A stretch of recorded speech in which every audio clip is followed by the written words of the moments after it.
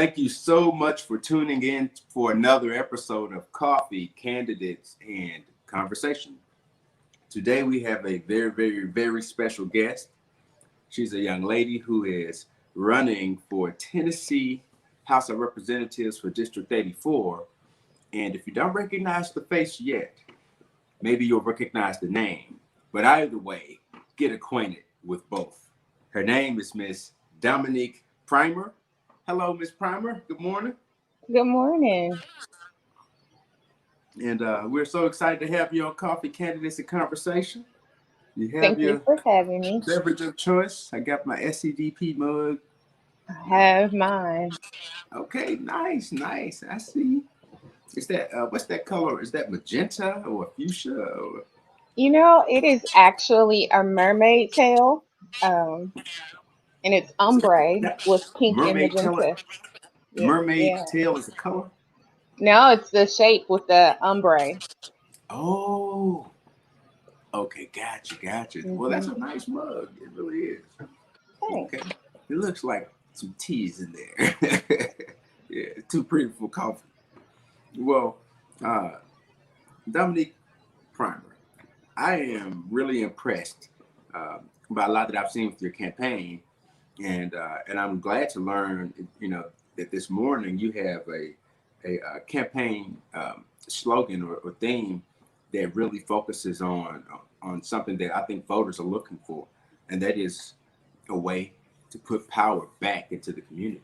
I really like that, and so let's tell the voters a little bit about you, and we're going to do it in a different way.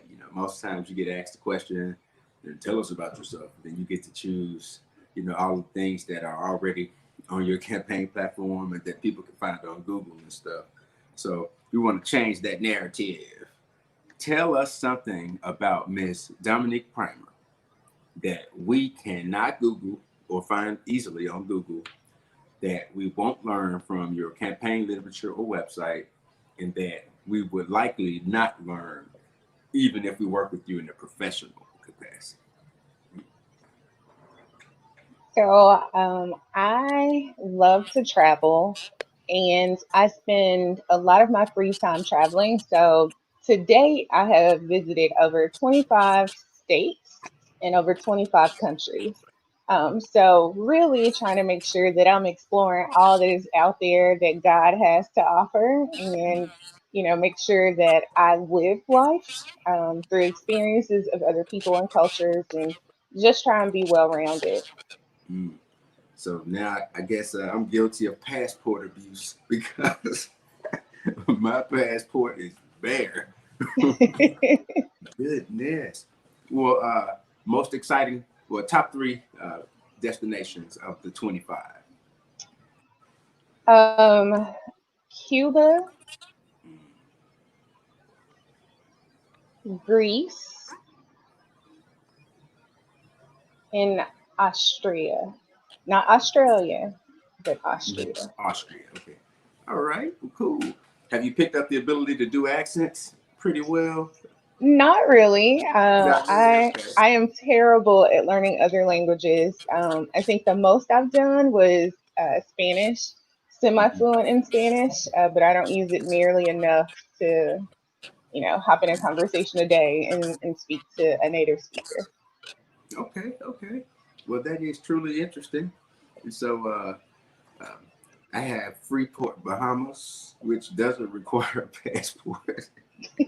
Yeah, Canada, which is not very far away. So, anyways, well, that's very good to know. So let's kind of transition and give the voters a little insight in a different way.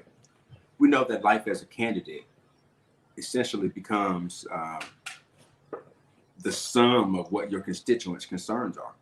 And so every day you're really focusing on what matters to the people you're hoping to represent.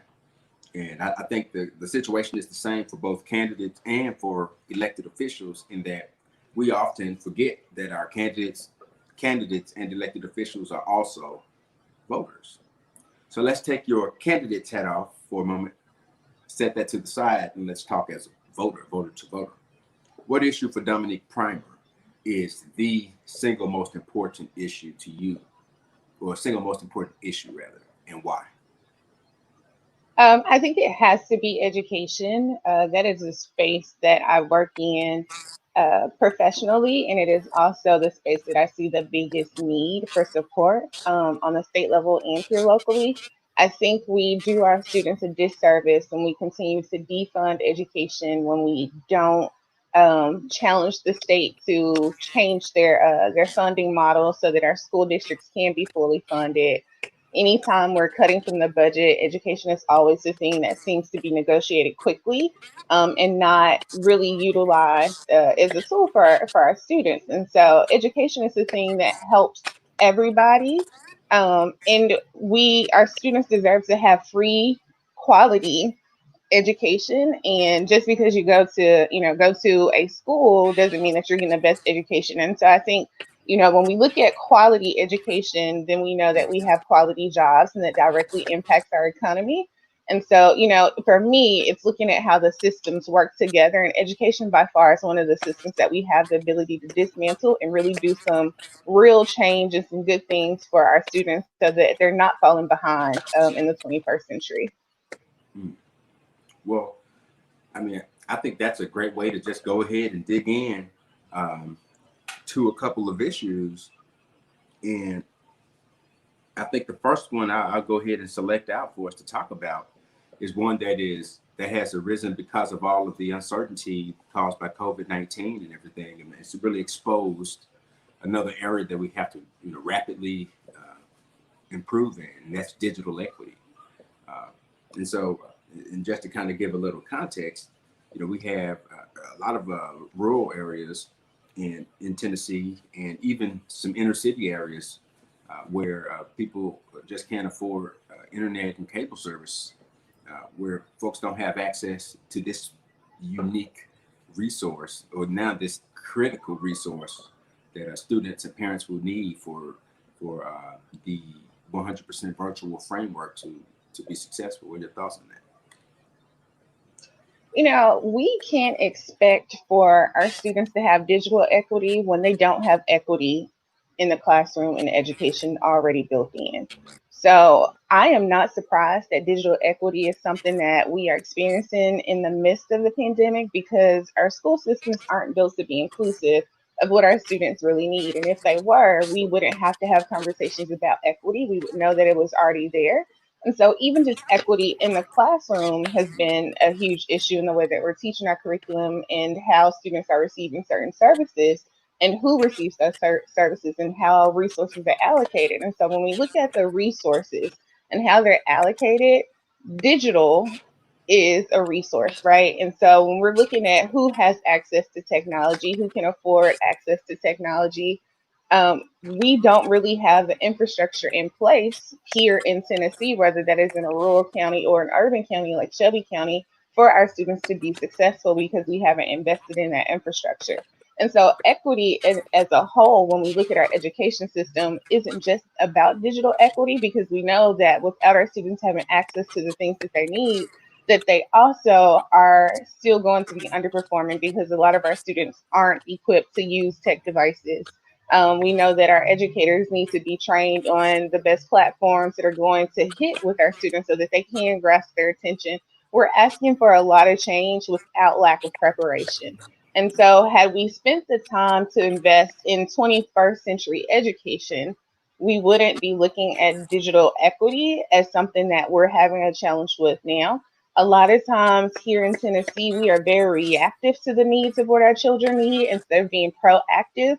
Mm-hmm. I grew up in a school that had tech everywhere, and that was in the 90s. And so, in the 2000s, the same thing, but that was because of the types of schools that I was going to. And so, being in a digital learning environment, it was inevitable. And it is sad to see that we are not prepared to provide that for our students, that we should not be having a conversation about who's going to have laptops, whether or not students have the ability to perform at high levels using tech.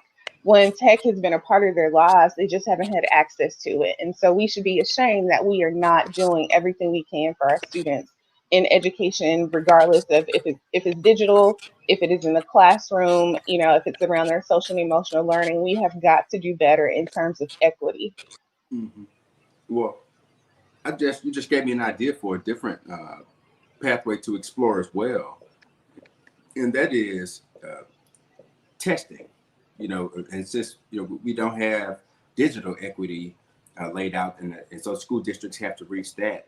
But in the recent conversation I had, we talked about the testing model for students, and so we have on the one hand accountability, which I think that you got that consideration as the purpose for the testing. And then on the other hand, you have teaching towards benchmarks for checking off the box or meeting a standard. And so the question is, when it comes to testing, like our standardized testing for Tennessee, I think we have a TN Ready and some other platforms. What do you think about TN Ready, and does the layout equip our school districts uh, uh, with the kind of duality or balance that they need, where we're reaching benchmarks and we're holding our schools accountable? Do you see that system working, or what are your thoughts on that? I believe that testing is necessary. I believe that we have to use some metric to know whether or not our students are on grade level. What I don't believe is fair is for the educators to be penalized when they don't have all the resources they need for their students to be prepared effectively and efficiently and to have and adequately so that they can perform at high levels. So I think it's twofold. I think yes, we should hold teachers accountable, but not because they don't have the resources that they need, but they should be held accountable because they're educators, and that the resources have to be there in order for that accountability to take place. And the benchmarks have to be there because we need to know what our students know and what they don't know, so that we can prepare them. But I do think that standardized testing, um, or what I do know of how standardized testing came to be, is that it was never designed to just be a test. It was designed to see what information was lacking, as a benchmark. And so the fact that we utilize it in today's society to say that one student is worse or one student is better automatically pits subgroups of people against each other. And I think that's where, we start to see the flaws, because if I attend a public school and it is underfunded, it is under resourced, then my ability to have high performing educators and quality instruction is not the same as someone who has an affluent background, whose parents are able to afford, test taking strategies and tips at an early age. And so, or they have a better public school option because their parents have the capacity to either travel or to afford for them to go to a different school. That our students are already in unfair territory when we look at testing. And so it's really difficult to say that we can have these things when the playing field has never been balanced or fair in the beginning.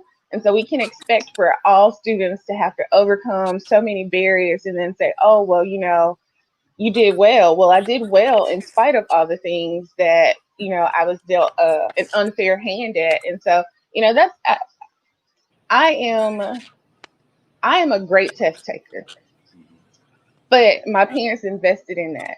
I have siblings who also are not great test takers, and they absolutely have the same investment. And so you even have to think about what it looks like when students have anxiety around test taking, whether or not they have a good day. I mean, it can be so many different things, that students experience, and they just don't have a good test day. But that doesn't mean that their teachers should be held accountable for the student not, they woke up and didn't feel well, or they were late, or something crazy happened. So there's a lot of different things that factor into the test taking that we don't consider when we throw scores back. Now, in terms of 10 ready, I am not an educator, so I don't really have a stance on 10 ready. But what I have heard is that 10 ready has not been effectively deployed yet. And so if we are paying for a standardized test to be deployed and it has not been deployed effectively yet, then we are wasting money out of the state budget. And we really need to take a look at what it means to have those tests deployed and ready. Like, I mean, the name 10 ready and it hasn't been ready is like, okay. But we really want to make sure that you know, the people who are creating those tests are going to be held accountable as well for our students' lack of or our inability to test where they are. Mm. Yeah, you touch on a lot of important issues, particularly uh, the dynamic that exists in different communities. Like the difference, stovetop versus a range, where if you're raised in the community where I grew up, range is never used in relation to stovetop, and and give me one of those little plates, or give me a small plate versus a saucer. Hmm. So those different reference points do make a difference, and I guess we could call it a uh, culturally biased type of framework in the way we ask questions. And so I think you touch on some critical things. And since we're diving into education, I might as well ask you one last education related question before we take a pause for the cause. And it's pretty straightforward. School vouchers, yes or no? Absolutely not. School vouchers are constitutionally illegal here in the state of Tennessee. We cannot take public funding and send it to private schools, and so I do not support that. But I want to stress the importance of this idea of vouchers. Even in schools, when we're moving our students from school to school because we're looking for better public education options or just public options, education options in general, we have to also take into account that just because your child goes to a better school does not mean that they have a better experience. And so, understanding that if you were to pull your child from a private school to a public school in something like the vouchers program, I'm sorry, from a public school to a private school with the vouchers program, that doesn't mean that your child is going to be socially and emotionally well. It doesn't mean that you're going to be able to afford all the other things that comes with being in a private school, which ranges from their uniforms, the cost of paying for the books. It's just so many other things that you have to take into account. And I say this from a space of having siblings who did go to private schools, right? Like I am a public school child all the way, but I have younger siblings who went to private schools, and the cost of tuition is ridiculous. It is basically, paying for a mortgage payment, depending on the school that you go to, but also just all the extra things that my parents pay for, because it is a different environment. And so when we're sending our schools into places that were not designed for them to be there in the first place, and understanding how private schools came to exist here in Memphis specifically, then we understand the dynamics of why their schools are better than our public schools. And if we just invest in our children in public schools, that we have the ability to make sure that public school children who look like you and I, have opportunities to be successful, just like the kids in private schools. But that the money that we're trying to pull out of public schools does not need to happen. It needs to stay in the public schools. We need to continue to invest in public schools and just do a better job there. We don't have to move the kids around. We need to hold the people accountable who fund these schools and make sure that resources are allocated appropriately and properly so that our students have the best options, the best schools, and they're in their neighborhoods. They are with people who look like them, who make them feel good about themselves, and they're not having to deal with microaggressions or macroaggressions in spaces that are not inviting. Mm. Well, I really, really am enjoying this discussion. And so right now we're going to take a brief pause for the cause. But when we come back, we'll go into our lightning round, and we'll lay out some topics, and we'll let Dominique Primer knock them down. And so join us real quick for a commercial. It's going to provide some valuable information, and we'll be right back. Greetings. I am Michael Harris, Chairman of the Shelby County Democratic Party. I'm here to share an important message with you today, and that message is everyone can make a difference, and one vote can be the difference. So raise your voice and vote. And remember, July 30th is the last day to request an absentee ballot. So if you want to vote by absentee ballot, be sure to go to shelbyvotetn.gov and request your absentee ballot. And remember, if you request an absentee ballot, you really need to use it, because if you decide to go to the polls after requesting an absentee ballot, you can vote, but it will be by provisional ballot, and your vote may or may not be counted in this upcoming election. So remember, raise your voice and vote.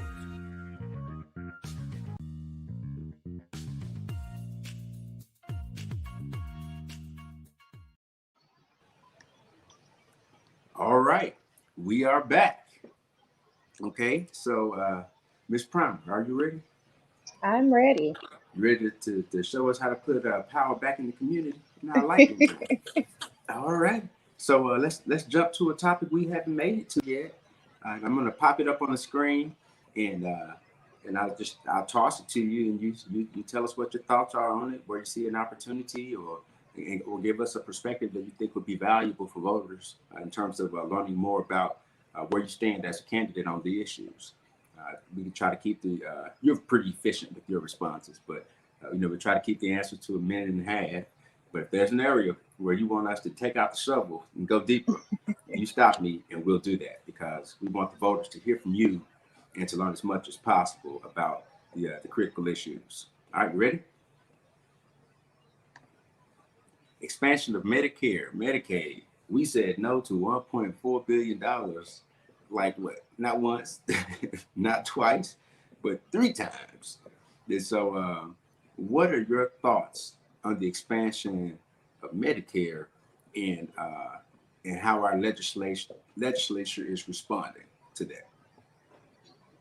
I absolutely believe that we have to expand Medicare and Medicaid. I understand why we have not, why our legislators are not. They don't believe that we'll be able to afford it once the federal funding ends. But the thing is that right now we have people in Tennessee who are dying. They are dying because they don't have access to health care. And I truly believe that healthcare is a human right, that we should not just talk about, being a democracy and taking care of people, that we have to actually live by that. And that starts with making sure that the thing that is essential to your well being is taken care of, and that is your body. And so when we're not able to take care of our bodies, we're not able to fully participate in society. And so there is a healthy young group of people who are of working age who do not have health coverage, or they're unable to afford adequate coverage when they have the various procedures or health issues come up. And we just have to do better. We have to expand it. We have to be included. At one point, I was one of the many people who did not have health insurance coverage. And had I not had relationships with healthcare providers prior to that, I would not be sitting here before you today, because it literally was life or death. And I am now crafting a lightning question topic for you to in relation to that, because I think this is critically important to consider. So I'm about to post it now. So Tennessee ranks 7th worst in hypertension and heart disease, 5th worst in diabetes, and 3rd worst for stroke in America. And it costs Tennessee $5 billion per year. One of the things you mentioned is that, it's the budgetary argument that we can't afford it. What are your thoughts about this? And I want to throw, I know this is a loaded one, but I'm going to throw this out there. Hypertension, heart disease, diabetes, and stroke affects one particular demographic heavier than others. I think you already know what that is. So what are your thoughts about that in relation to your point about people dying and not having access to healthcare? Health disparities are real. Unfortunately, we have people in our legislation who have not been impacted by things like hypertension, heart disease, or diabetes, and so they have no real compassion for those who have been impacted by it. We know that African Americans are the group who experiences these things the most. We also know that African Americans also here in Shelby County um, usually are the groups that don't have health care coverage. So we know that that is true. We know that when we are not taking care of Tennesseans across the state, that that money has to come from somewhere. And so often that comes out of our taxes. And so we see, all of it is cyclical. We see spikes in the cost of various things because our state refuses to take care of its people.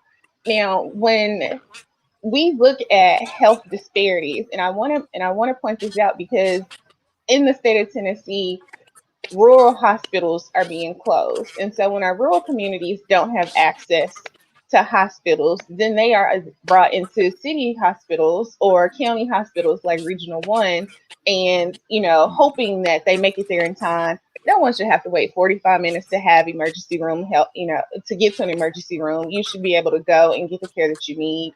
We have got to prioritize people's health. It is not a priority for Tennesseans, for our Tennessee legislature. It has not been a priority for our U.S. legislature, and it's sad because without the people, you do not have a democracy. And healthcare really shows us how fragile our democracy can be, and we've seen that with this pandemic. That when you don't have healthy people able to work, your economy crashes. You have to find other ways to make sure that we can still be the leaders of the world that we claim to be. But when you can't come up with reasons, adequate reasons for why people don't deserve to have coverage, it makes us look really bad, not just to the world globally, but it makes us look bad here in Tennessee because we are the worst in so many of these categories, and we just have to do better. Mhm. And, and what comes to mind, just in thinking about that, we have communities that uh, have a lack of healthy food options, particularly in our poor communities. We have communities. I mean, recently we just had a fight in South Memphis because they had a couple Kroger locations to close, Hmm. and so then there was not access for a short period to a grocery store, and so now there's a store that has replaced that, has replaced Kroger, but all is still not necessarily well simply because there's a replacement, grocery store. So I think we have that dynamic uh, alongside the fact that it can be more expensive, and if not that, definitely research intensive to adjust to find ways to eat healthier. So that makes me want to direct us towards this critical question: uh, what exactly is a livable wage? And I'd like for you to address it as it relates to, one, what is the magic number to the extent there is one, and then two, does that put people in a better position to afford some type of healthcare coverage, and try and reconcile the two. So I will start with saying that I served as an AmeriCorps Vista for a year here in Memphis. And for those who are not familiar with that program, it is a federal program where, in exchange for working for a nonprofit here locally, doing some grassroots work, they will, they'll pay off a school loan or something like that. But the unique thing about this particular program is that you have to work at the federal poverty level. So I was working for a year, making $7.25. Absolutely cannot live off of that. And I was living with my parents at the time. And I still felt like there was no way that I could afford to cover my own personal expenses. And the only expense I had was a car note. And it was simply ridiculous that we do not look at the cost of inflation and the cost of living and raise it accordingly. So a lot of people like to say that we need to have $15 an hour. Well, I agree that we have to get to $15 an hour, but that is still not enough. That just barely puts you at the poverty threshold. If you have a family, the numbers have been that you need somewhere between $17 and $22 an hour for you to be above the poverty level. That does not mean that you still are living or that you have a good quality of life. It means that you're just surviving with the bare minimum. Mm-hmm. I think if we are a country that says, this is the place where you can be anything that you want to be. Those of us who have been here have got to be taken care of. We have got to make sure that our people have living wages. We have got to make sure that they have food. We got to make sure that they have health care, that they have quality education, and that we cannot have people who are working to be poor. Right. I agree. Now, man, let's dig in some more then. Uh, how can we? Are there any ways to combat systemic poverty that you feel are low hanging fruit opportunities that we seem to be missing? I happen to think that poverty is not a system, but a symptom or or an outcome of all the other systems and their interconnectedness and our lack or our refusal to dismantle or disrupt systems that were designed to marginalize groups of people like Black and Brown people. Poverty can be directly tied to education. It can be directly tied to healthcare. It can be directly tied to to housing.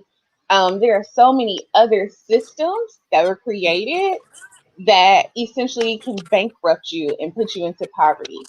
So, we make choices about our healthcare. If you are diagnosed with cancer, it is literally you can be bankrupt because of your health, and that can create poverty. I think what we have to do with poverty is look at how it is, who is impoverished, and understand the interconnectedness of how the systems play out. And so when we Mhm. look at things like who has access to education, and when I say access, not like, oh, that's something that you might be able to have, but like really who has access to quality education? Is that Black and Brown folk? Or is it, there's a school in your neighborhood, or there used to be a school in your neighborhood, but we're not really going to put any resources into it. And so when you don't have resources um, allocated to you properly, and I know I keep going back to that, but I firmly believe that a lot of it is resource allocation. Mhm. And it's not just the resource allocation, but it is who is distributing those resources and deciding how they're allocated. So when you don't have Black people and you don't have Brown people who are able to adequately say, this is the problem and challenge how things are being redistributed or allocated, then you have systemic poverty that happens, right? Because we're not in a space to say, this is impacting this group of people this way. And usually, if it's not in front of you, then it's not, most people don't care about it. So if you don't have a direct connection to it, you usually just are passive about it. But I think one of the ways that we can tackle poverty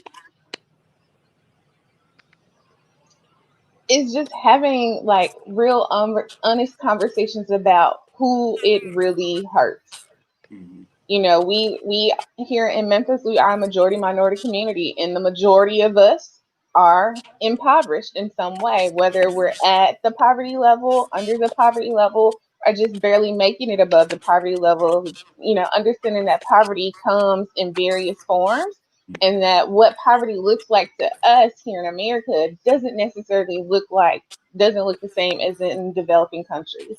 And so I think a lot of people don't even realize that poverty is a thing here in America because we don't, we have water, but if you look at Flint, Michigan, then you know that impoverished communities like Flint can have,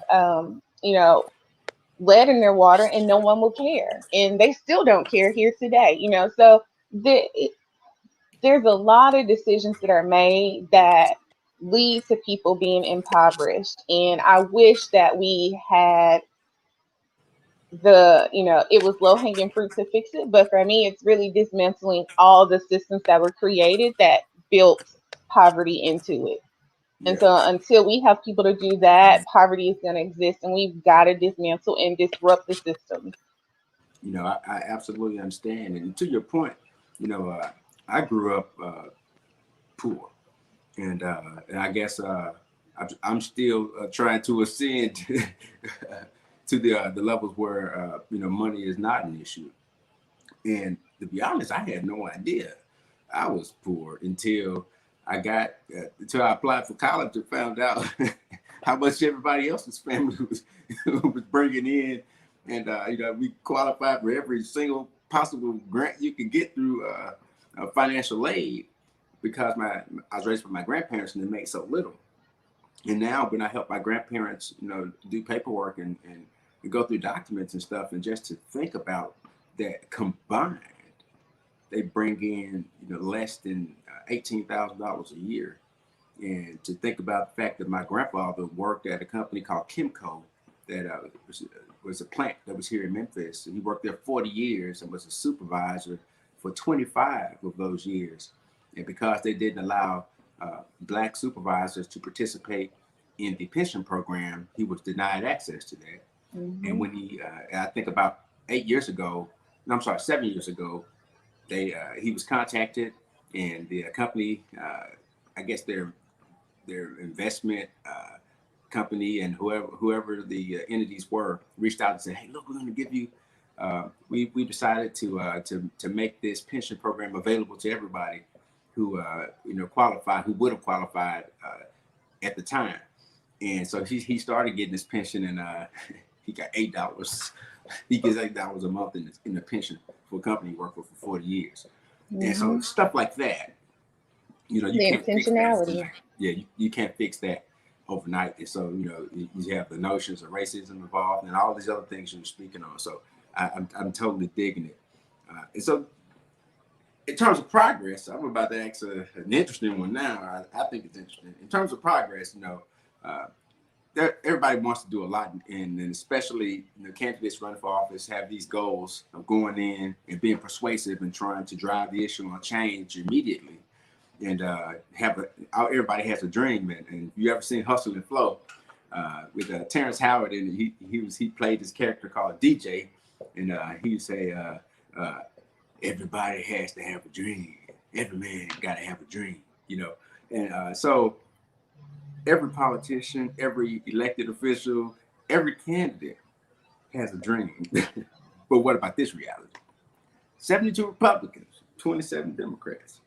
How do you get things done when you're outnumbered nearly 3-1? I don't believe that number is going to remain the same. I know that there are some seats across the state that are being supported and working really hard to have flipped. I know that there is a lot of women who are running in rural counties that have usually just been, they're going to be Republican seats. No one would challenge them. And so I'm excited to see the movement that's taking place across the state. But I think what we have to remember is that the people who represent us are people too, and that the issues that they care about are usually the same. They are just framed differently. And so we all want our students to have quality education. That should not be a bipartisan issue. That should, a partisan issue. We should be able to have conversations about how do we actually make sure our students have good public schools. Yep. We should be able to have conversations and actually pass legislation about expanding Medicaid. We do not want Tennesseans to die because they don't have the health care coverage that they need and that they deserve. We should not have to make decisions about whether or not the juvenile justice system or the criminal justice system unfairly incarcerates children or people of color, when they are all members of our communities. And so I think when we're able to just get to the basics of why we are there, then you can get some things done. We have seen some Republicans this last cycle come pass, or at least start crafting legislation around healthcare and getting us in the path to that. We've seen some Republicans talk about public education and start supporting those things. But I think we just have to remember that all of our communities want for our children to be successful. We want Tennesseans across the state to have good quality lives. And that if we keep that in the forefront of our mind, that we'll be able to get some things done that reflects that, as opposed to reflecting the tags that we have attached to our name. Okay. Well, let's shift gears again. Let's talk about economic growth in District 84. Tell us about the district and where you see the current rate of growth and your thoughts on that. There is a tremendous amount of opportunity for economic growth in District 84, particularly in the Hickory Hills, South Riverdale area. Um, for those who do not know, in 2008, tornadoes hit the Hickory Hill Mall and it was not revitalized after that. It currently is owned by one of the churches out here, but after that, we saw a lot of businesses leave the community. So we don't have um, really any economic growth happening out here in the ways that we did maybe 20 plus years ago. We have lost grocery stores, as you said. We've seen Kroger move out in a lot of different places. We've seen some staples of our communities close. And it's really disheartening to see the lack of investment that's happening in District 84. There are literally vacant office buildings up and down Winchester, regardless of what part of Winchester you're on, whether that is near the airport or whether that is out here in Southeast Memphis. There's just a lot of emptiness. And to me, that says that our community is declining. When you don't have people moving about the community, when you don't see investment, when you don't have shops, when you don't have restaurants, when you don't have anyone willing to take a chance or even believe that this is a community worth um, having their business in, then you start to feel like maybe this is not a place that I want to live. And so, economic growth is also tied to whether or not people are going to buy homes in the communities. It is tied to the schools that we have. And, we want people to be able to live, work, and play here, but we don't have the play part. And so without that, we can expect for District 84 to thrive at all. We have the unfortunate burden of having to go to Olive Branch or Carterville when we're looking to shop in a variety of places. So I think it's really important for us to figure out how to coalition build one amongst our representation here locally, but also to figure out how we're going to ask and demand for more investment here in our district, because we know that it can be done. We've seen what coalition building looks like when you have people investing in your community, like in Orange Mound or like in Raleigh Fraser. We know that with the right representation that you can have economic growth and that it can be positive for your community. And so I would love to see that happen. Okay. Well, as we prepare for our really big question, which will be our last question, we'll give you one more, uh, two more lightning round questions. The first one is, what are your thoughts on the legalization of cannabis in Tennessee? I think it's a yes, we get to a place of where we legalize cannabis. I think we have to decriminalize it first because there's so much work that we have to do on the back end for those who have already been incarcerated or convicted for, possession of cannabis or whatever their penalty or fine was for having cannabis, in their vicinity or paraphernalia or whatever it might have been. That we have to decriminalize that and take care of those people first. But I also know that the legalization of cannabis can be good for business.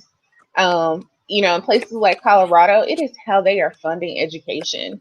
It is a business, and what I would like to see as we try and figure out the legalization of cannabis here in Tennessee is that Black and Brown people are included in that process. I think often what happens is that, something that used to be illegal becomes legal and then only white people have access to it. I think we absolutely have to be inclusive in how we're going to legalize this, and then who has access to, the business opportunities that comes along with the legalization of cannabis. I do think that it has to be mandated, and we have to, structure it in a way so that it is protected and that, children don't have access to it. I think, it absolutely should be legalized for medicinal purposes, that we are behind the ball for that. We know that that does help with chronic pain and fatigue and a couple of other things as it relates to cancer and some other chronic illnesses that we have the ability to do it, but Tennessee is always late when it comes to being progressive in terms of things like cannabis. Okay. Well, uh, before we get to our big one at the end, let me ask: are there any plans to propose new legislation if you are elected as the next state representative for District 84? As much as I would like to say yes, I'm going to say I don't have any immediate plans to propose new legislation. I think that when I'm elected, there is going to be a huge learning curve, and I want to take the time to learn properly. And then, if there is a need for new legislation that comes out of my district or from colleagues, I'm happy to support it. I'm happy to help craft it. I'm happy to propose it, but here today, I don't know what that legislation would need to be. I just know that District 84 needs someone who's going to be transparent and accountable to them. And for right now, that is my commitment. All righty. I like that sober thinking. Okay. Well, here is our big question, and we ask this of each guest on the show, and that is to give us a SWOT analysis of District 84. Tell us, what you think the greatest strength is, the same for weaknesses, biggest opportunity, and single biggest threat to the district moving from where it is today to where it can be tomorrow. I think our biggest strength is the people of District 84. District 84 is filled with a lot of resilient people who want to see the communities that they initially bought into to thrive again. I see them demanding that. I hear them. I have met some of them at the polls. I have talked to many on the phone, and I think that's often what gets lost in this process is that the people are who we represent and that's where your strength comes from.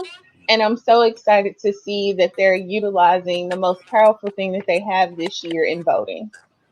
All right. Well, everyone, you've heard from the lady herself, Miss Dominique Primer. She is running for Tennessee House of Representatives for District 84. So make sure you take some time to visit her website at www.dominiqueprimer.com. You can find her on Facebook at facebook.com/primer for TN84, twitter.com/primer for TN84. You could do the same on Instagram. She's everywhere. Primer for TN84. And before we allow Ms. Primer to have the last word, I'm going to share a quick piece of information for you. And then, Ms. Primer, you can close us out by telling the people why you deserve their vote and bidding them adieu for the rest of their day. Fair enough? Yep. All righty.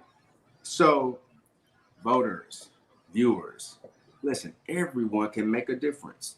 And one vote can be the difference. So make sure you get out to vote. Try to early vote if you can.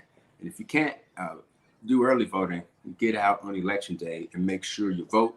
Make sure you mask up, double mask up if you can, t-shirt, mask, and another mask, however you can, but be safe in the process. And I want to remind you of this. The deadline to have your request for an absentee ballot in the hands of the Election Commission is July 30th. So that means you can't mail it on July 30th. You've missed the deadline. It's not a postmark deadline. It's a possession deadline. It needs to be in their hands. So if you want to vote by absentee ballot and you haven't requested it, I know you may feel like it defeats the purpose, but you need to get out and go and do it in person. That's the best way to ensure that you're covered and that you get your absentee ballot. And then if you already have your absentee ballot, listen, send it now. Don't wait until August 5th to mail your absentee ballot. Don't wait until August 1st if you have it now. Don't wait until tomorrow. Do it today and send that ballot in so that it can be counted on election day. And with my final remark, I will say this. Our civic duties do not stop at voting responsibly. They extend to participating in the U.S. Census Survey. Our participation in that survey will ensure that our district lines are drawn fairly and that all the resources available from our federal government for the state of Tennessee and for Shelby County actually reaches the communities that make up the city of Memphis and Shelby County. We need those resources so that we can be adequately prepared to move forward in the best way possible. So we all have to do this. Let's come to our senses and take the census. All right. So and now we'll have Ms. Dominique Primer do what we would call in church the benediction. So go ahead and close us out. Well, I would just like to say thank you for having me today. It is always a pleasure to talk about the needs of the community as I see it, and then to hopefully be able to serve the people of District 84 in whatever capacity that they choose. I am a servant leader. And so, should I be your elected state representative for District 84, I am committed to putting power back into our community, to being a voice that we have lacked for so many years, and to make sure that I am accountable to you. And so I ask that if you have not voted, that you make every plan that you can to get out and vote on August 6th, and to make sure that you utilize the power that you have in that vote. It is the most precious thing that you have in this democracy. All right. So you've heard it from Ms. Dominique Primer, candidate for Tennessee House of Representatives for District 84. Thank you so much for being our guest today. And we bid you a farewell and good luck. Be safe on the campaign trail. And above all things, keep up the fight. So thank you.